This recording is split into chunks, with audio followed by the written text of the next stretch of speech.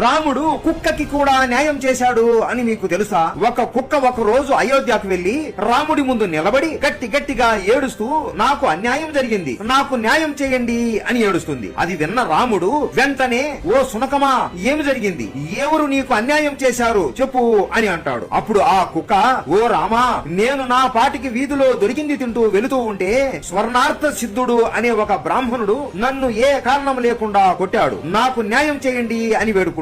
వెంటనే ఆ బ్రాహ్మణుడిని సభలోకి పిలుచుకుని వచ్చి ఎందుకు ఏ కారణం లేకుండా ఈ సునకాన్ని కొట్టావు అని రాముడు అడుగుతాడు. ఆ బ్రాహ్మణుడు నమస్కరించి ఓ రామా, ఆ రోజు నాకు బాగా ఆకలి వేసి ఇంటికి వెళుతున్నప్పుడు మార్గం మధ్యలో నాకు అడ్డు వచ్చింది, నాకు మార్గం ఇవ్వు అని ఎంత చెప్పినా కూడా ఈ కుక్క నాకు ఇష్టం వచ్చినట్లు తిరుగుతాను అని ఎదురు మాట చెప్పింది, అందుకే దాన్ని కొట్టాను, ఇందులో తప్పు ఏంటి అని సమాధానం ఇస్తాడు. అది విన్న శ్రీరాముడు ఇతను తప్పు చేశాడు, ఇతనికి ఏ శిక్ష వేయాలో చెప్పండి అని మంత్రిని అడుగుతాడు.